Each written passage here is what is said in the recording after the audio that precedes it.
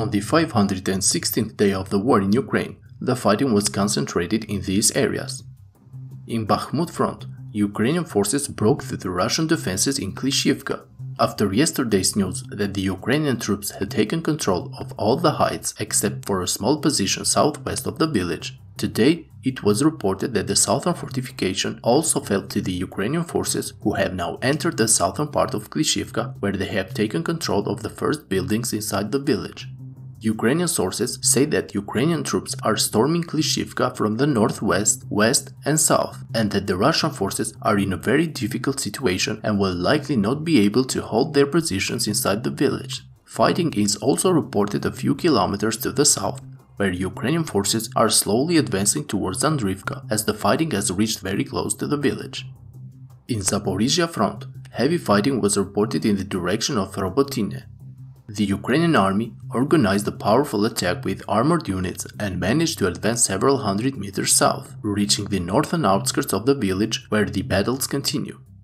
Some sources reported that the Russian troops were forced to leave most of the areas northeast of Robotyne due to the heavy Ukrainian artillery fire.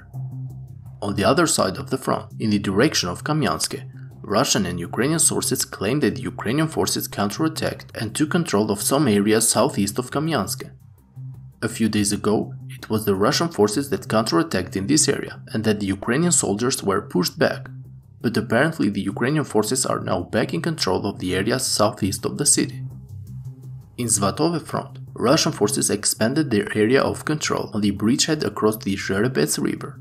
Today, this news was also confirmed by pro-Ukrainian sources who said that the Russian forces advanced near the village of Novaya-Horivka. But according to them, the situation has stabilized during the last few hours. If we look at the topographical map, it seems that the areas taken by the Russian forces are tactically well positioned and that the village of Novaya-Horivka is located about 50 meters lower than the current Russian positions.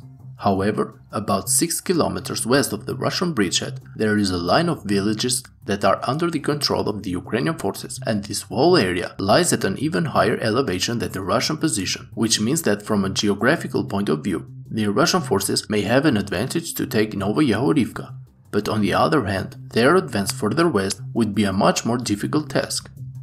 Some Ukrainian and Russian sources say that a few kilometers to the north, Ukrainian forces have withdrawn from their positions in the village of Klishchiivka, heading towards the western heights to relocate in more favorable positions.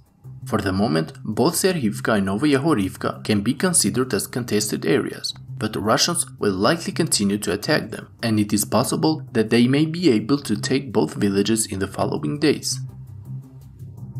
After yesterday's attack on the city of Odessa, Russia launched other attacks on the infrastructure of the Ukrainian ports. During the early hours of this morning, Russian forces attacked Ukrainian ports of the Danube River, Reni and Izmail using Geran-2 kamikaze drones. The attacks took place only a few hundred meters from the Romanian border, destroying grain warehouses and other facilities. Ukrainian officials accused Russia of food terrorism, saying that Russia is trying to fully block the exports of the Ukrainian grain and make the world starve. On the other hand, Russian sources reported that the Ukrainian army responded by organizing another major attack with kamikaze drones and Storm Shadow cruise missiles against some Russian military facilities in Crimea. According to Russian sources, 4 Storm Shadow missiles hit their targets, destroying an ammunition depot near Vilna and a repair base near Novostepove in central Crimea. Friends, if you like my daily updates, I kindly ask you to hit the like and subscribe buttons, as this will greatly help the channel to reach a wider audience. That's all for today's update. Thank you to my Patreon supporters and have a great day.